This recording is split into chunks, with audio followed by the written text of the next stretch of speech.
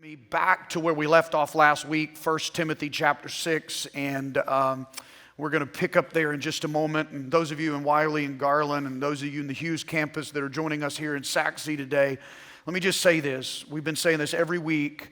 Our focus is not to create guilt in you. I'm comparing our status in the world to the globe, and we just crossed 8 billion people on the planet this last week, and there are about a few 100 million here in the U.S., but it's a small sampling, and yet we compare all of ourselves to an American model when we're a very small sampling of the global population. And if we really want to compare ourselves to the human experience, we need to do it globally. And when we do it globally, we have a different place in the world than what we think on an everyday basis. And when I start making those comparisons, the motivation is not guilt. The motivation on this Sunday before gratitude, this series that's leading us to Thanksgiving, is to foster gratitude in our hearts, because guilt never changed anybody. So I want you to see the blessings and feel authentic and genuine gratitude. So as you're finding your place in your Bibles and on your devices to 1 Timothy, remember what we said a couple weeks ago. By global standards, just about every one of us would be considered affluent.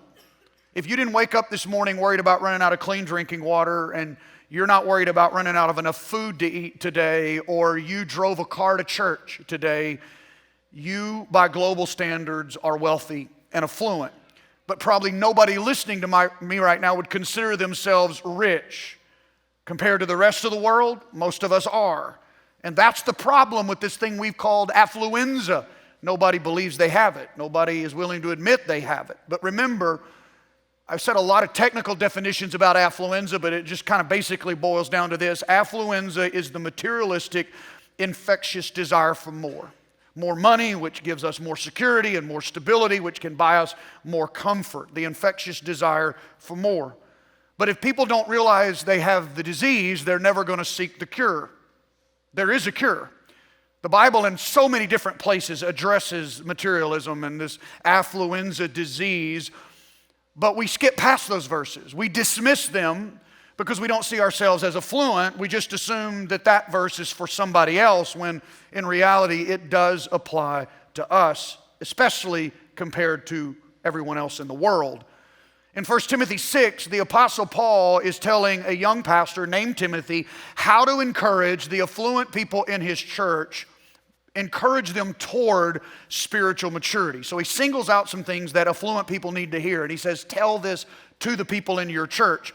He offers Timothy the antidote to affluenza and instructs this young pastor on how affluent people can manage their blessings, their affluence, in a way that honors God. Here's what Paul says in verse 17. Command those who are rich in this present world not to be arrogant. We talked about that last week. That was point 1. Not to put their hope in wealth, which is so uncertain. That was point 2. But to put their hope in God. That was point 3. Who richly provides us with everything for our enjoyment. That was point 4. So here was the summation of last week. Don't be arrogant. Don't put your hope in wealth. Put your hope in God, who richly provides. So obviously the conversation is about where we put our hope. So we used this phrase last week, the migration of hope. And that's an important phrase that I want you to hold on to again today. Because in our materialistic culture, if we're not careful, our hope and our trust, our dependence, our source of security will migrate away from God, and we'll end up placing it in our assets. The more affluent we are, the more intentional we have to become in guarding against the migration of our hope. So we left here last week making a declaration that would help us guard our hope from migrating away from God into stuff. And we declared this when we left: I will not place my hope in riches, but in Him who richly provides. Right out of 1 Timothy 6:17. So why trust the gift when you can have constant hope in the gift giver? So we left off last week asking the question, in a culture of rabid materialism, okay, when so many of us are infected with affluenza, what else can we do to keep our hope from migrating? And if we realize in an honest assessment of our life that our hope has already started migrating, how do I get my hope back and then give it to God? Paul answers that question clearly in the very next verse, verse 18, and we're going to look at it. But before I read it, Before I go on, let me give you a word of caution, because I know everybody listening to me right now is not a Christian, or at least not a committed Christian. And so if some people are listening to me don't even like church, and you're a person maybe that thinks all the church wants is your money, or maybe you're a church person and you're uncomfortable with conversations like what we're about to have. Let me just challenge you, hang with me, because I promise you today, I'm not talking about the church. I'm not talking about giving your money to the church. There's not going to be a bait and switch at the end of this service. I'm not going to take an offering. We're not launching some time of giving campaign. We're talking about how to keep our hope from migrating toward the uncertainty of wealth. We're talking about how to overcome the tug of materialism and selfishness in our hearts. And we're talking about how to manage God's blessings in our life in a way that serves people and honors God. And Paul tells us how to do that clearly in verse 18. He's got a to-do list, and we're going to walk through each of them. Here's the first one. Command them, command the affluent people in your church, Timothy, command them to do good. Now, what I want you to notice is he doesn't command them to be good. He commands them to do good. All Christians, rich, poor, in between, everybody, they're commanded to be good. So he's not commanding them to be good. We're all commanded to be good. He's commanding this group of people to do good. Remember, he's talking specifically to affluent people here. Rich Christians, middle-income Christians, every Christian, we're all called to do good at a certain level. We're supposed to be good. We're supposed to do good. But you can tell by Paul's comments, he's asking us to do more than an average level of good. And he makes this clear in the very next phrase. He says, command them to do good, to be rich in good deeds. In other words, don't just be an average do-gooder. Be an above average do-gooder, because the more you've been blessed with and the more you have, the more opportunity you have to do good for others. Let me say it another way. If you have more than many, you have more opportunity than many to do good.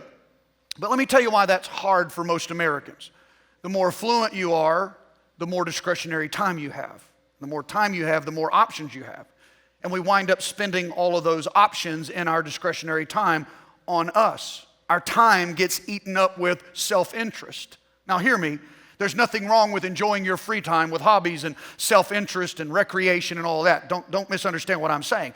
But the Apostle Paul is warning those of us who have discretionary time and money, those resources in our life. He's saying, as your wealth increases, your opportunities are going to increase. And if you're not careful, your self-interest are going to eat up all your time and all your money. And you're going to consume your time serving personal wants and needs instead of serving the interest of God and other people. And we said this back a couple weeks ago in week 1. We're so blessed in this country that most of us only have to work 5 or 6 days a week to have 7 days of food and shelter. And much of the world's population can't imagine that.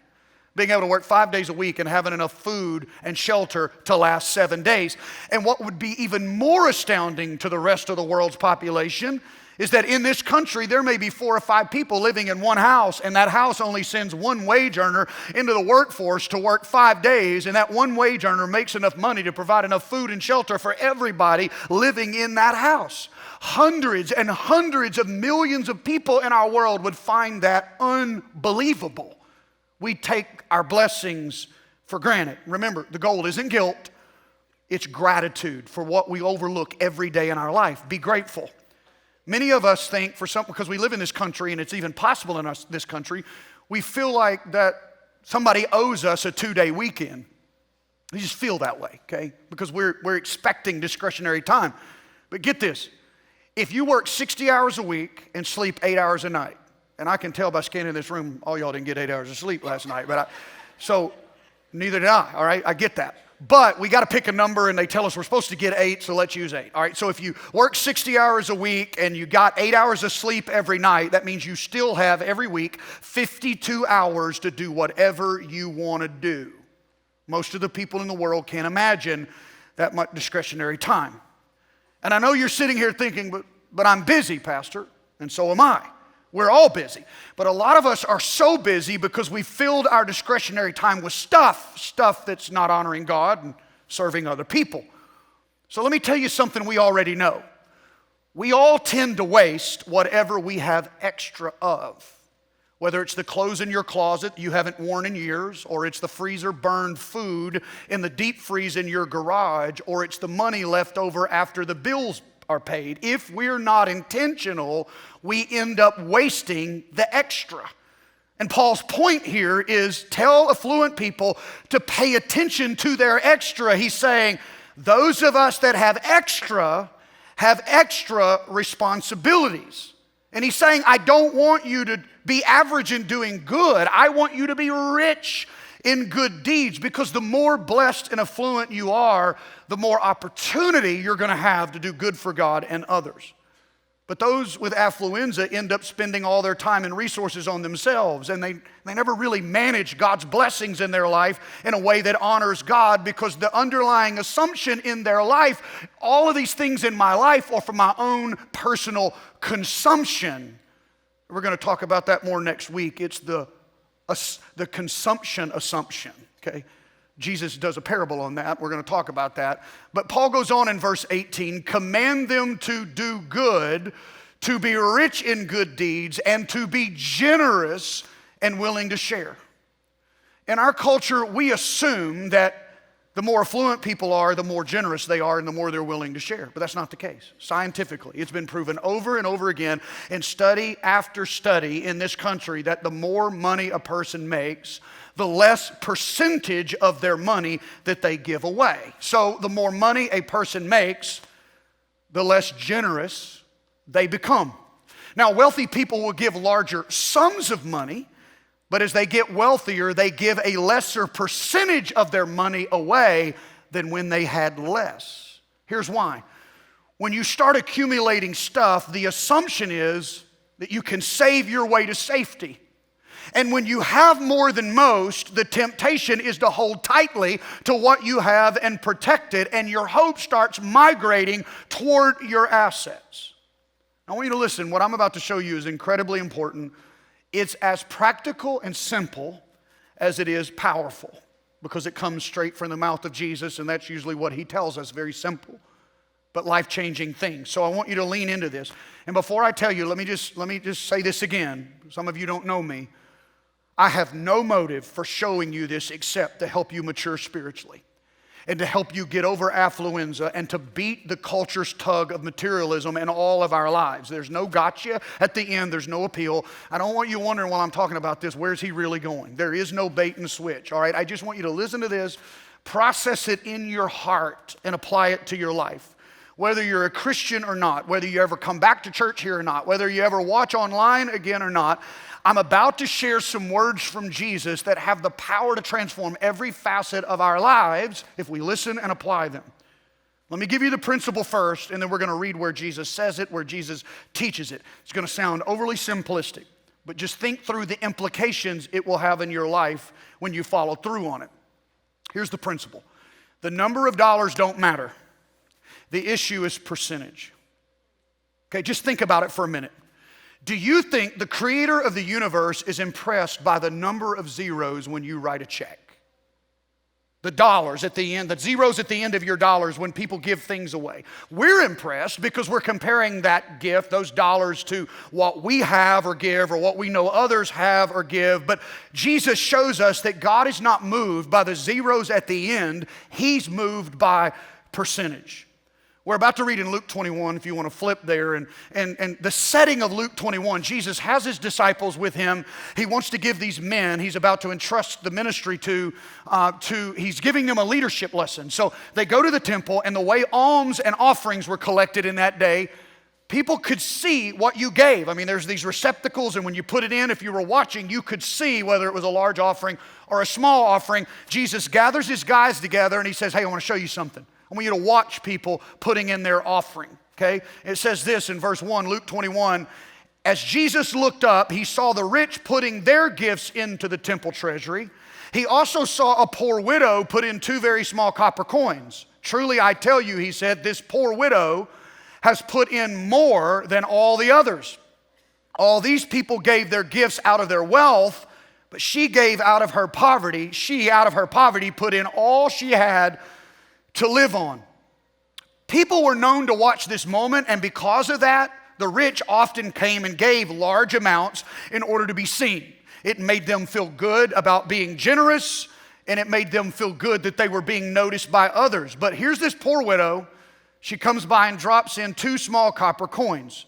If you grew up in church, you heard those coins referred to as mites. And the King James Version of the Bible calls them mites. And we call this passage the story about the widow's mite. That's a King James word. But when Jesus was teaching this, he actually used another word that reveals culturally just how small this gift was. It was the smallest currency known in Palestine in that day and time. It was so small, there was no Greek or Roman currency equivalent. It was so small, it was almost unmeasurable. So this poor widow takes these 2 copper coins that would have been so worthless in her day. Most people would have seen them in the dirt and not even bothered to stoop over and pick them up, and she gives those 2 coins as an offering to God. Now, just to give you an idea of how small her offering was, it was 1/128th of a denarius. So that's a fraction, 1 on top of 128. 1/128th of a denarius. A denarius was a day's wage, okay? So if you do the math, her gift would have been the equivalent of giving 6 minutes of 1 day's work. But here's the key. It's all she had. Listen, I don't care if you hear anything else I say today, pay attention to this. Pay attention to what Jesus says here about her gift and let it get immersed into the way you think about your time and your money. He said to his disciples as they watched this unfold, "Truly I tell you, this poor widow has put in more than all the others." Everybody say more. How could she have put in more? I mean, I'm sure the disciples looked at him and say, but what about the guy that gave 1,000? What about the guy that gave 10,000? Or if the conversation would have happened today, what about the people that donated their Apple stock or their Amazon stock? How could 2 copper coins really be more? Jesus is saying here, the zeros on the end don't move the heart of God, percentages do. As wealth grows, affluence grows, people give less and less percentage away because we have this assumption we can hoard our way to safety. But poor people don't think in those terms. They don't trust in their wealth. They know it's pointless to try to save their way to some imaginary line of safety, which is why when it comes to percentages, poor people always outgive rich people. Paul and Jesus are trying to make the same point. The reason Jesus draws attention to this widow in this moment is the same reason Paul is saying what he says in 1 Timothy 6. If you want materialism to lose its hold on you, if you want to beat affluenza, listen to their point. Affluent people should give larger sums and higher percentages. Paul says, be rich in good deeds. Be generous, not average generous. Everybody's supposed to be generous. I want you above average generous and willing to share. Our problem is we don't think in terms of percentages until tax time. Most of us don't decide a percentage to give and then live by an intentional giving plan. We just get to tax date, we do our taxes, we add up all of our charitable giving and say, wow, would you look at that? We gave this percentage of our income away. Most Americans don't give intentionally. They give spontaneously and emotionally. We get invited to a fundraiser, or we see pictures of starving kids on the screens at church, or there's this holiday deal at work or something going on for kids, and our giving is usually spontaneous. It's usually driven by the emotion of the moment, and we do it a lot, so there's often a lot flowing out, so we feel generous. The question is, are we? What percentage of what we have are we actually giving away? Now, your accountant may be impressed by the zeros when you do your taxes, but God isn't impressed by zeros. According to Jesus, he's looking at percentage. If we're not careful, the only thing we'll end up giving away is what we have left over. And when we do that, we're an average do-gooder. And Paul is saying to those of us that have been blessed more than most of the people in the world, you need to be more than an average do-gooder. And one of the ways that we can learn to manage God's abundance in our life and ensure that our hope doesn't migrate is we have to learn how to make pre-decisions. Pre-decide the amount of income you're going to live on, pre-decide the percentage of your income you're going to save, and pre-decide the percentage of your income you're going to give away. You can't leave those important life decisions to emotion or to chance. It's not just a budgetary issue, it's a spiritual issue because you're managing things that have been entrusted to you by God. No matter how much you have or don't have, and no matter where you are right now financially, you need to start by making some pre-decisions. And here's how that works in our lives when it comes to being generous. Pre-decide whatever percentage you pick it. Pre-decide what percentage you're going to give away and then give that first. This makes you focused on something other than yourself. Focus on God, focus on others, and in that way we don't end up giving the leftovers and feeling generous when in actuality we really aren't. And going back to what Paul said in the beginning about being rich in good deeds, practically pick 2 or 3 organizations that you believe in. You believe their mission in the world is making a difference, and pre-decide what percentage you're going to give away in the course of a year to that organization or those organizations. Give it off the top of every dollar you make. Spend time in those organizations, serve them, volunteer in them, be rich in good deeds in partnership with them, because as those missions and those organizations capture your heart, you'll give more. And your generosity is going to be authentic, an authentic and genuine expression of love for people. It's that kind of pre-decision that destroys materialism and cures us of affluenza. That's why we've been giving you opportunities at the end of every week, at the services every week, to try to get your heart mobilized, to find something that you love and serve. And the hope is you'll get connected to those organizations and you'll serve there more and you'll give them more of your resources to make a difference in the world. We want to do what Paul is saying, because when you sacrifice time and money for something that matters in service to other people outside of your own self-interest, it changes you. But for that to be meaningful, it can't always be spontaneous. Something's got to be intentional about it. You need to make some pre-decisions in your heart and be intentional. Let me give you an example. This moment that we're all experiencing right now, a service on a Sunday morning in church at multiple locations, you realize it takes hundreds of people to pull today off. If hundreds of people didn't get up early this morning, pre-decide someday earlier in the week that they were going to show up and volunteer and serve at church today, they didn't make a pre-decision, this would be disastrous in this moment. I mean, what if today our servant leaders and volunteers had thought earlier in the week when they got an invitation to serve in a position, and they got an invitation, they didn't respond to that, you said, you know what, we're just going to wait till we wake up on Sunday and see how we feel. We're just going to play this by ear. We're going to see if the emotion is there on Sunday, and then if we do. No, they made pre-decisions. If they didn't make pre-decisions to say, yes, I'll be there, I'll serve God and other people, then this would be a disaster. We are blessed as a church every week because hundreds of people come early, stay late, making pre-decisions to serve God in you. And it's their pre-decision that makes it work. Spontaneous generosity, spontaneous service, it's awesome, but it's secondary. Pre-decide. Pick a percentage of your time and your money, and then pick 2 or 3 organizations that makes a difference in the world, making a difference in the world, and then give yourself away, your time, your money.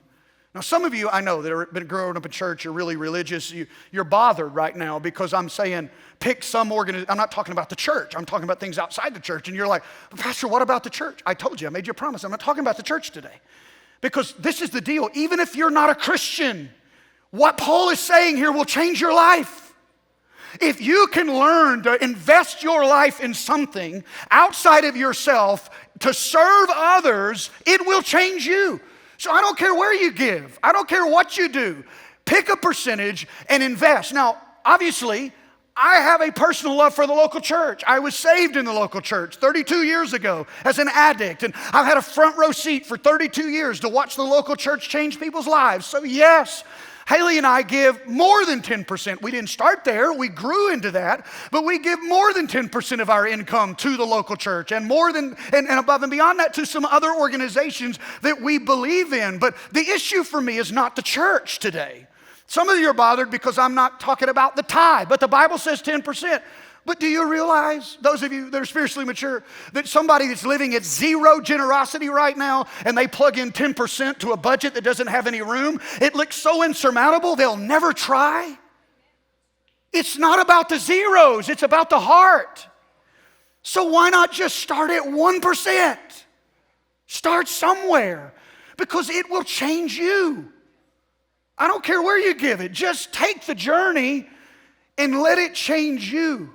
You wouldn't believe how many people through the years have come to me and say, but where do we start, Pastor? What percentage should I give? And so let me just give you a really practical answer, okay? The median income in this country is a little over $50,000, okay? That's not the average, that's the median. And that group of people, statistically in our country, give about 6% a year to charity, okay? But they do it by accident. They're the people that find out at the end of the year, oh wow, look, we gave 6% of our income away. Randomly, emotionally, 6%. So here's what I would suggest. Become a percentage giver, and why not plug in the median? But instead of doing the 6% randomly, pre-decide to do it so that at the end of the year you didn't do it by accident, you invested on purpose. People often ask this question, but I have a lot of debt. Should I wait until I get out of debt before I start giving? And my answer to that is no, and let me tell you why. I understand the burden, but I'm going to tell you why. I've seen it happen so many times, how this changes people's life. When you start giving, I don't care if it's a fraction of a percent, you make a decision and you start sacrificing and being generous towards God and other people, it redirects your heart. Because where your treasure is, there your heart will be. So here's what happens when an individual pre-decides something in their heart about their finances. When you give first, off the top, you save better, and then you begin to spend less. And you start realizing what a demon debt can be in your life. And all of a sudden you realize that your debt is keeping you from putting money where your heart really is. And suddenly there's a motivation to live more responsibly in every area of your life and finances. And you start feeling compelled to reorder your financial world so you can invest in things that matter to you. Generosity reorders your heart in a way that changes the way you tolerate debt. Let's finish today by listening to what Paul said all together, his to-do list, all right? Command them to do good, not be good. All of us are commanded to be good. But he said do good. And then he says be rich in good deeds. I don't want you to be average. If God has blessed you and you're affluent, and we are as Americans, I want you to be rich. I want you to excel in this thing and to be generous and willing to share, because it'll change you. It'll change the world, but it'll change you. Here's what Paul is saying. If affluent people want to keep their hope from migrating, we need to do more, we need to give more, and we need to pre-decide. Because if we don't pre-decide, we're going to get swept away in the current of a materialistic culture that is fighting against everything I'm telling you right now, okay? We have to pre-decide. Can you imagine what would happen in our communities? What would happen in our country? If every person who claimed Jesus Christ as Lord would actually start living by Paul's advice and Jesus' advice. It would change, if you Google, what do you think about Jesus? It's pretty good stuff.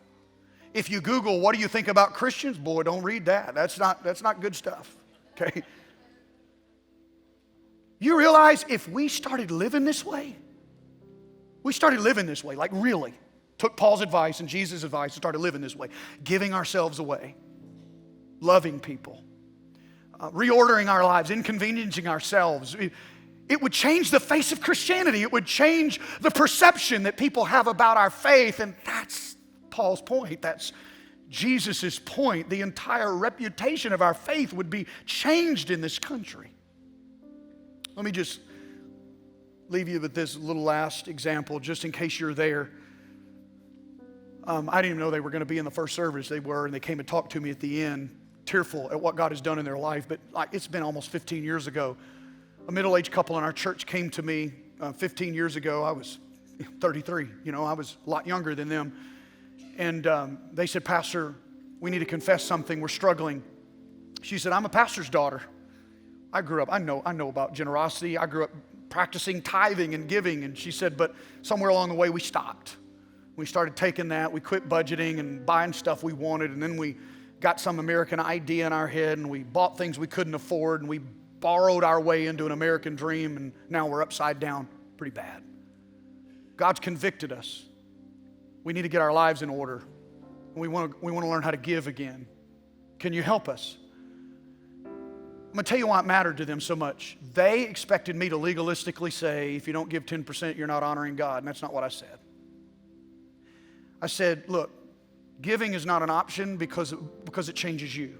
The church isn't going to go under if you don't give. We're not going off the air. God, this is God's. He's going to take care of it. It's not about that. It's about your journey. So what is a sacrifice to you? 3%, 4%, what's a sacrifice? They said 1%. I said, okay, start there. Start there.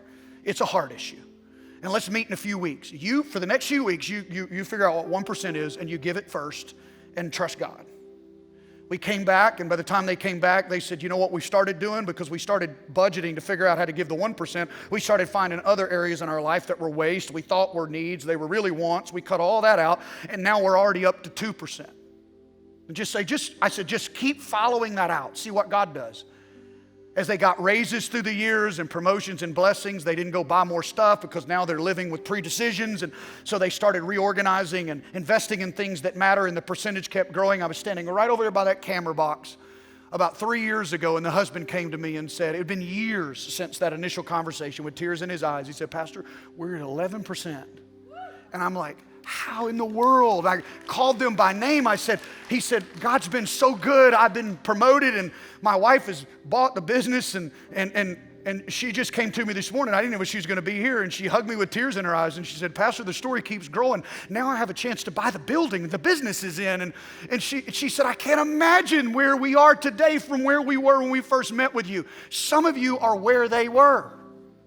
Don't let religious people guilt you to the point you never start. I don't care if it's 2 copper coins. God sees your heart. Start somewhere, and I don't care if you give it somewhere else. I don't care who you give it to. Just give yourself away and watch God bless you and watch Him change your heart. Watch Him change your life. Now, I want you to stand with me all over this place today. In Wiley, there in Garland, would you stand with me all over this place today? I'm going to ask the prayer teams from all of our locations if they would make themselves available to serve you. And I know what I'm telling you is really practical, but we want to make people available to serve you because I was at the hospital yesterday. I've had phone calls this morning. People in our church are hurting. And I know some of you, I can't keep up with all of it. We have people that try to. But I realize God knows, and you came in here with brokenness physically and in your families and your finances. And we don't want you to carry that by yourself this week of Thanksgiving. These people they got here early. They pre-decided to come to church today to work on this prayer team, and they met early and they prayed together that whoever God sent their way, their prayer would be a comfort, faith, that God would work miracles in your life. So we're waiting on you. We'll provide that space for you at the front of every campus today. We want to serve you. On the screen, I'm going to ask them to put that QR code up and just leave it there for a while.